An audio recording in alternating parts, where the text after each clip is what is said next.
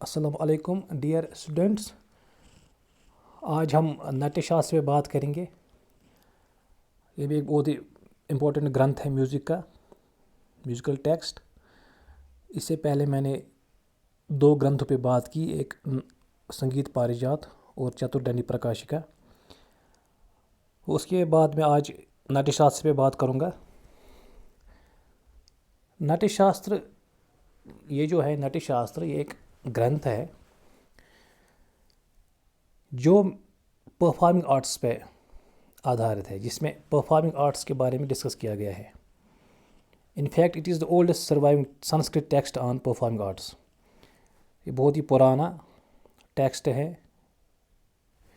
जो performing arts, यानी performing arts में क्या आता है, म्यूज़िक, डांस, ड्रामा, उन पे ये बात करता है।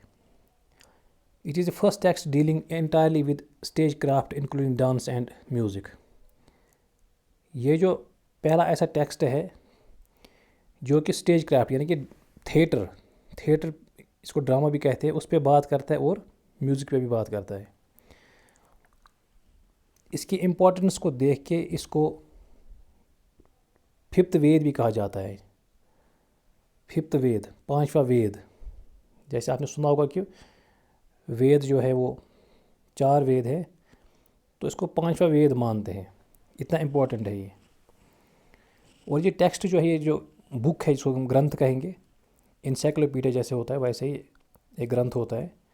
It is divide into 36 chapters and covers a wide range of topics related to music, dance and drama. इसमें टोटल 36 चैप्टर्स हैं, जिसमें म्यूज़िक, डांस और ड्रामा से रिलेटेड जितने भी टॉपिक्स हैं उन पे बात की गई है। It is believed to have been written by Bharat Muni between 200 BC and 200 AD। ये कहा जाता है कि भारत मुनि जो थे, एक सेज थे, इसको हम फ़कीर भी कहेंगे। तो उन्होंने ये बुक लिखी है। कब लिखी है? 200 BC और 200 AD के बीच में। इसका एग्जैक्ट डेट कंट्रोवर्शियल है, एग्जैक्ट डेट इसका पता नहीं है, बट ये ऐसे माना जाता है रेफरेंस के लिए कि ये 200 BC बिफोर क्राइस्ट से लेके 200 AD के बीच में लिखा गया है। तो इस the most study version of the text consisting of about 6000 poetic versus. इसमें वर्सेस दिए गए हैं, श्लोक जैसे इनको हम कहते हैं। कितने इसमें? 6000 इसमें श्लोक हैं, which are structured into 36 chapters. उनको 36 चैप्टर्स में बांटा गया है। The tradition believes that the text originally had 12,000 verses. ये कहा जाता है कि जो असली जो बुक थी उसमें 12,000 वर्सेस थे। Somewhat different versions of the manuscripts exist and these contain 37 to 38 chapters. तो इसमें काफ़ी सारे manuscripts, इसके वर्शंस अवेलेबल हैं, जिनमें 37 से लेकर 38 चैप्टर्स तक मिलते हैं। लेकिन आजकल जिसको ज़्यादा माना जाता है वो यही माना जाता है कि इसमें 36 चैप्टर है और 6000 वर्सेज है। बाद में शायद लोगों ने इसको ऐड भी कर दिए हैं कुछ चीज़ें, कुछ मटेरियल, बट ओरिजिनली ये माना जाता है कि इसमें 6000 वर्सेज है। Natyashastra focus on dance and drama. जो इसमें जो मेन है, इसमें डांस ड्रामा पे ज़्यादा फोकस है इस ग्रंथ का। With music as an aid. Music as an aid इस्तेमाल किया गया है, क्योंकि डांस और ड्रामा में म्यूज़िक चल ही नहीं सकता उनके बगैर। जब आप कहीं ड्रामा देखते हैं, थिएटर देखते हैं, कोई प्ले देखते हैं, उसमें म्यूज़िक ज़रूरी होता है, म्यूज़िक के बगैर हो ही नहीं सकता। जैसे बांड पत्थर, उसमें भी म्यूज़िक होता है। हर कोई जो भी थिएटर होता है, जो भी थिएट्रिकल परफॉर्मेंस होती है, प्ले होता है, उसमें म्यूज़िक इंपॉर्टेंट पार्ट होता है। तो इसलिए यहाँ जो म्यूज़िक की बात गई है वो इन रिलेशन टू थिएटर की गई है, in relation to drama. The title is a combination of 2 Sanskrit words, natya and shastra. ये 2 चीज़ों से बना है जो ये इस जो नाम पड़ा है नाट्य शास्त्र। नाट्य और शास्त्र। Natya refers to technique of dance and drama, यानी कि डांस ड्रामा की जो टेक्निक है उसको नाट्य कहते हैं, और शास्त्र का मतलब होता है साइंस। सो ये साइंस ऐसा साइंस है जो डांस ड्रामा की बात करता है, ठीक है, mainly with music as an aid. It is a magnum opus that describes relation between director and audience. ये एक बहुत बड़ी एक बुक है जिसमें डायरेक्टर और ऑडियंस के बीच में जो रिलेशन है उसके बारे में बताया गया है। जिसमें स्ट्रक्चरिंग प्ले कैसा बनता है, उसमें क्या क्या स्ट्रक्चर होता है एक प्ले में, उसके बारे में बात की गई है। एक्टिंग टेक्निक्स की एक्टिंग में क्या क्या टेक्निक्स होती है उसके बारे में बात की गई। कॉस्ट्यूम्स कौन कौन से लगते हैं एक थे प्ले में, वो उसके बारे में बात की गई। मेकअप के बारे में, म्यूज़िक एंड म्यूजिकल इंस्ट्रूमेंट्स जो डांस ड्रामा में यूज़ होते हैं यानी प्ले में, उनके बारे में बात की गई है। The dimensions of the stage and its decorations with lighting and size of the hall and seating of audience, ये सब इसमें बताया गया है कि एक स्टेज का क्या साइज़ होना चाहिए जहाँ पे थिएटर परफॉर्म करते हैं, जहाँ पे प्ले परफॉर्म करते हैं, तो उसका साइज़ क्या होना चाहिए उस हॉल का, सीटिंग अरेंजमेंट कैसा होना चाहिए, लाइटिंग के बारे में जितना होता है कि एक प्ले से रिलेटेड चीज़ें सब इसमें डिस्कस की गई है इन 36 चैप्टरों में। Brief overview of the contents of Natyashastra, इसमें आप नाट्यशास्त्र के जो कंटेंट्स है ब्रीफली मैं इसमें यहाँ डिस्कस कर रहा हूँ, क्योंकि आपको डिटेल में नहीं पढ़ना है, डिटेल में आपको आगे आगे जो आपके सेमेस्टर आएंगे उसमें डिटेल में होगा ये। तो चैप्टर 1 से 5 में क्या है, the first 5 chapters of the Natyashastra provide an introduction to the performing arts and the role of performer. जो पहले 5 चैप्टर है उनमें क्या है, नाट्यशास्त्र, उसमें परफॉर्म आर्ट्स के बारे में पता इंट्रोडक्शन दिया गया है, और परफॉर्मर का रोल क्या है उसके बारे में बताया गया है। परफॉर्म आर्ट्स मैंने बताया डांस ड्रामा थिएटर, इनको परफॉर्म आर्ट कहते हैं जहाँ परफॉर्म करते हैं।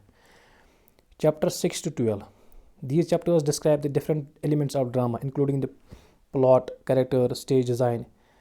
डिफरेंट जो एलिमेंट्स होते हैं ड्रामा के उनके बारे में डिस्कस किया गया है 6 से 12वीं चैप्टर तक। कैरेक्टर, स्टेज डिज़ाइन, सारा जो चीज़ें हैं वो इनमें डिस्कस की गई है। ये बहुत बड़ा ग्रंथ है, डिटेल में आगे आगे आपको पढ़ना होगा। फ़िलहाल आपको बस एक आउटलाइन पढ़ना है कि किस में क्या लिखा गया है। Chapter 13 to 19, these chapters focus on acting, acting पे बात की गई है, including the various emotions that can be expressed through facial expressions, body language, voice. एक तो इस पर एक्टिंग के बारे में कहा गया, दूसरा कि वेरियस इमोशंस, जो इमोशंस एक ड्रामा में होते हैं जैसे कि वो कैसे आते हैं, फेशियल एक्सप्रेशन से डिफरेंट इमोशन हम डिपेक्ट करते हैं एक प्ले में, या बॉडी लैंग्वेज से या वॉइस से, उनके बारे में डिस्कस किया गया है। Chapters 20 to 27, these chapters cover the theory of music including the concept of shruti. जो 20 से 27 तक जो चैप्टर्स, उनमें म्यूज़िक की थियरी के बारे में बताया गया है, श्रुति के बारे में बताया गया है। श्रुति आगे बताऊँगा क्या है श्रुति, स्वर, म्यूजिकल नोट्स के बारे में, राग के बारे में बताया गया। The text also describes different musical instruments and their usages in various contexts. इसमें म्यूज़िक में जनरली बात की गई है बहुत सारे चैप्टर्स में जो मैंने आपको बताए। असली जो म्यूज़िक पे जो बात की गई वो आगे है 28वें चैप्टर से। Chapter 28 to 31, these chapters discuss the importance of vocal music and various styles of singing including the use of different registers and ornaments। 28 से 31वीं चैप्टर जो है, these chapters discuss importance of vocal music, vocal music की क्या importance है, and various styles of singing, singing की different style including the use of different registers and ornaments। different register मतलब सप्तक, different सप्तक मतलब बेस वॉइस, जैसे सा, जैसे मैंने पहले बताया सा सा सा, तो डिफरेंट रजिस्टर्स, डिफरेंट सप्तक, डिफरेंट वॉइस के डिफरेंट किस्मों के बारे में इसमें डिस्कस किया गया है। डिफरेंट ऑर्नामेंटेशंस जो गाने में यूज़ होते हैं, जैसे डिफरेंट गाने में जो ऑर्नामेंट्स जैसे गमक वगैरह, उनके बारे में डिस्कस किया गया है। Chapter 32 to 35, these chapters provide detailed information on performance of music in the context of drama and dance। 32 से 35वें चैप्टर में क्या है इसमें, they provide detail information on the performance of music, कि डांस और ड्रामा में जो म्यूज़िक परफॉर्म किया जाता है उसके बारे में डिटेल डिस्कस किया गया है। The text discusses the relationship between music and emotion and how music can be used to enhance the emotional impact of a performance. Music और इमोशन के बारे में डिस्कस किया गया इसमें कि how music can be use, music कैसे हम इस्तेमाल कर सकते हैं ड्रामा में जो डिफरेंट इमोशंस डिपिक्ट करने के लिए, शो करने, एक्सप्रेस करने के लिए म्यूज़िक का इस्तेमाल कैसे किया जा सकता है, वो इनमें बताया गया है। The final chapter of Natyashastra provides a summary of the entire text and emphasises the importance of performing arts in Indian culture. तो जो फाइनल चैप्टर उसमें पूरे जो ग्रंथ की समरी इसमें बताई गई है और परफॉर्मिंग आर्ट्स की जो इंपॉर्टेंस है इंडियन कल्चर में उसके बारे में डिस्कस किया गया है। म्यूजिकल कंटेंट्स ऑफ नाट्य शास्त्र। अब म्यूजिकल कंटेंट्स पे स्पेशली हम बात करेंगे, अगर एग्ज़ाम में आएगा तो आप इतना भी लिख सकते हो, पहले थोड़ा इंट्रोडक्शन देख सकते हैं कि इसमें कितने चैप्टर है, किसने लिखा, क्या है, कब लिखी गई। उसके बाद आप डायरेक्टली म्यूजिकल कंटेंट्स पे आ सकते हैं। जो आपके सिलेबस में वही एक्चुअली म्यूजिकल कंटेंट्स पे ही है। म्यूजिकल कंटेंट्स ऑफ नाट्य शास्त्र है ये आपके सिलेबस में असली। तो नाट्य Shastra is mainly concern with drama. मैंने पहले बताया कि ज़्यादा ये थिएटर और मतलब थिएटर और ड्रामा के लिए है। And the role of music in it, और इसमें म्यूजिक का क्या रोल है एक ड्रामा में, उसके बारे में बताया गया है। And the Natya Shastra is mainly concern with drama and the role of music in it was primarily to heighten the dramatic effects of the acts and scenes in the play. Mainly जो focus है नाट्य शास्त्र का वो drama पे है, और music का जो रोल है इसमें जो ड्रामेटिक इफेक्ट्स है उनको बढ़ावा देने के लिए, उनको इन्हेंस करने के लिए म्यूजिक का कैसे इस्तेमाल किया जा सकता है उसके बारे में, उस विषय में म्यूजिक का इस्तेमाल किया गया है, म्यूजिक पे बात की गई है। Natya Shastra pays considerable importance to the aspects of music. It devotes 8 of its chapters to music. यहाँ पे चैप्टर्स है, it devotes 8 of its chapters. यहाँ पे जो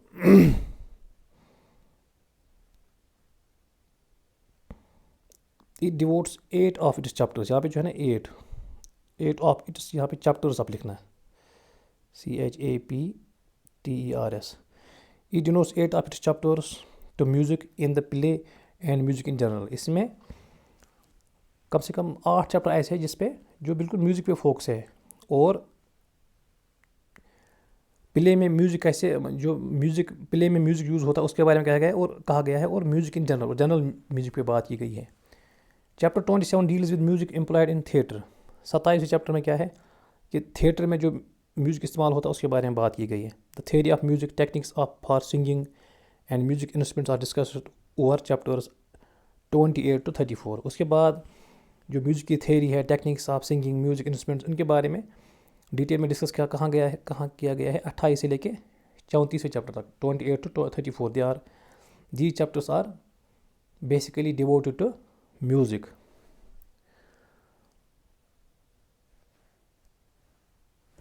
चैप्टर 28 कवर्स जाति। 28वें चैप्टर में क्या है जाति। अब मैं एक चैप्टर मतलब कि 28 से लेकर 34 चैप्टर को डिस्कस करूँगा ब्रीफली। 28वें चैप्टर में क्या है जाति के बारे में कहा कि जाति जैसे मेलोडी टाइप्स, यानी कि जैसे आज राग है, पहले जाति होती थी, ये राग बाद में आया ये कॉन्सेप्ट। पहले जाति का कॉन्सेप्ट था भारत के टाइम पे जो कॉन्सेप्ट था एंशिएंट इंडिया में, वो जाति थी पहले, उसके बाद राग बन गया वो।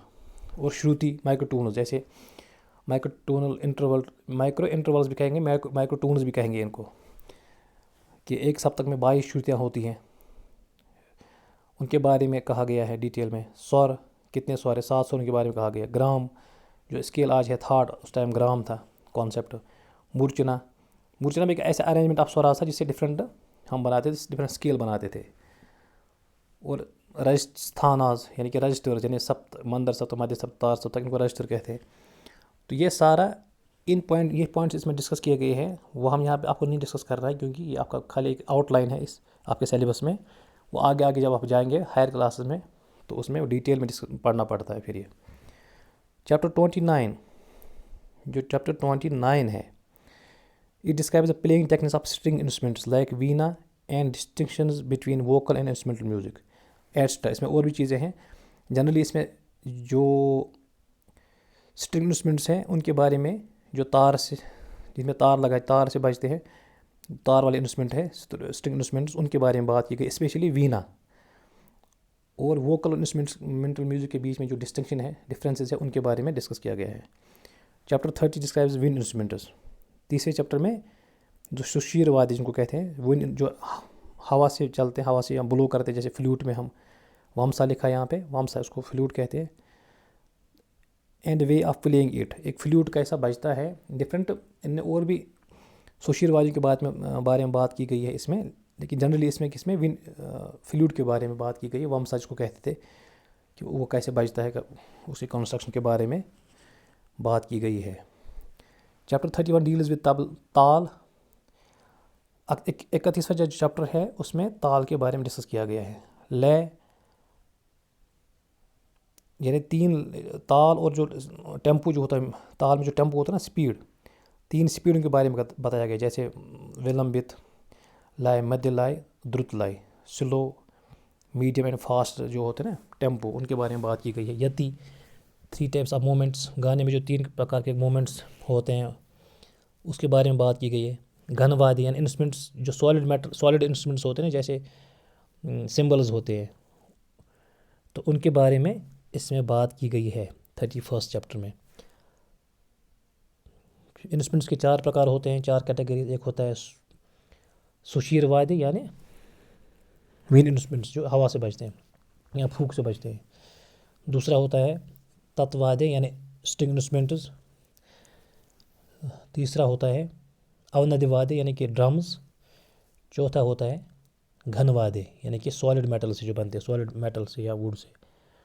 Chapter 32 defines Dhruv songs, there specific employment forms and illustrations, definition of song. जो 32वां चैप्टर उसमें ध्रुव सॉन्ग वो सॉन्ग थे जो ड्रामा के लिए कंपोज किया करते थे उस टाइम, तो उनको ध्रुव सॉन्ग्स कहते थे। तो उनके बारे में, उनका कैसे एम्प्लॉयमेंट करते हैं प्ले में, forms and illustrations, definition of song यानी कि सॉन्ग की डेफिनेशन, क्वालिटीज़ ऑफ सिंगर के गुण, क्वालिटीज़ को गुण कहते हैं, डिफेक्ट्स दोष, सिंगर के दोष के बारे में, qualities of A Veena player के क्वालिटीज़ के बारे में, क्वालिटीज़ ऑफ फ्लूट प्लेयर के उसकी क्वालिटीज़ के बारे में, qualities of male and female voices, उनकी अलग अलग क्वालिटी क्या है, फीमेल वॉइस और मेल वॉइस की, उसके बारे में बताया गया है। इन qualities of teacher and people यानी कि टीचर और शागिर्द के जो क्वालिटीज़, उनके बारे में डिस्कस की गई है कि क्या क्या क्वालिटीज़ होनी चाहिए। Dhruv were the types of songs that were sung by the actors on stage as also by singers to the accompaniment of musical instruments during the course of play. ध्रुव गान वो सॉन्ग थे जो actors होते थे play में वो गाते थे स्टेज पे, और सिंगर्स भी गाते थे, स्पेशल जो सिंगर होते थे उसके लिए, जो थिएटर में होते जो बैठ के गाते हैं, to the accompaniment of musical instruments. जब एक प्ले चलता था तो ये म्यूजिकल इंस्ट्रूमेंट के एकम्पनी के साथ ये गाया करते थे, actors as well as singers. Chapter 3 deals with अवनद्यवाद्य, रिदमिक इंस्ट्रूमेंट्स, मृदंग। जब मैंने पहले कहा ना कि म्यूजिकल इंस्ट्रूमेंट्स के 4 प्रकार होते हैं। एक प्रकार होता है अवनद्यवाद्य यानी रिदमिक इंस्ट्रूमेंट्स, जिनमें जैसे ड्रम होता है, ढोलक होता है, पखावज। तो इसमें 3 इंस्ट्रूमेंट्स के बारे में जो उस टाइम मशहूर थे, कौन कौन सा? मृदंग, एंशिएंट टाइम की बात कर रहा हूँ, उस टाइम जो अवनद्यवाद्य ड्रम इंस्ट्रूमेंट जो उस टाइम मशहूर थे वो कौन कौन था? मृदंग, आज भी साउथ इंडियन म्यूज़िक में होता है, पनावा और दरदुरा। देयर टेक्निक, उनकी टेक्निक और एप्लीकेशन इन ड्रामा में कैसे यूज़ होते हैं इंस्ट्रूमेंट्स, उनके बारे में बात की गई है। Chapter 34 relates the origin and nature of dramas. 34 chapter में ड्रामस के नेचर और ऑरिजिन के बारे में बात की गई है। तो यहाँ पे मैं बिल्कुल आपको, मैंने जल्दी में आपको ये बताया एक ओवरव्यू, क्योंकि टाइम बहुत कम है, आपका एग्ज़ाम परसों ही है, सो मुझे टाइम ही नहीं मिला रिकॉर्ड करने का, मुझे और भी बहुत सारे काम है, तो इसलिए मैंने आपके लिए जल्दी ये रिकॉर्ड किया। तो आप लोगों को ये लेक्चर, इसके नोट्स बनाएंगे, आप स्क्रीनशॉट लेंगे, आगे इसको हम डिटेल में आपको समझाएंगे आगे सेमेस्टर्स में। अभी मैंने बस जल्दबाजी में आपको एक आउटलाइन बताई, टाइम आपके पास भी नहीं है, मेरे पास भी टाइम नहीं है। दूसरा मैं आपको बताऊंगा इस चैप्टर के जो मैंने आपको 3 टॉपिक्स रिकॉर्ड किए, 3 टेक्स्ट्स, चतुर्दंडी प्रकाशिका और ये संगीत पारिजात, नाट्यशास्त्र। इनमें से नाट्यशास्त्र बहुत इंपॉर्टेंट है, चतुर्दंडी प्रकाशिका भी बहुत इंपॉर्टेंट है। संगीत पारिजात में भी हो सकता है शॉर्ट क्वेश्चन आए या शॉर्ट आंसर टाइप क्वेश्चन आए या ऑब्जेक्टिव्स, बट ये जो 2 क्वेश्चन है ये बिल्कुल लॉन्ग आंसर आ सकते हैं, 99.9% मुझे लग रहा है कि आ सकते हैं।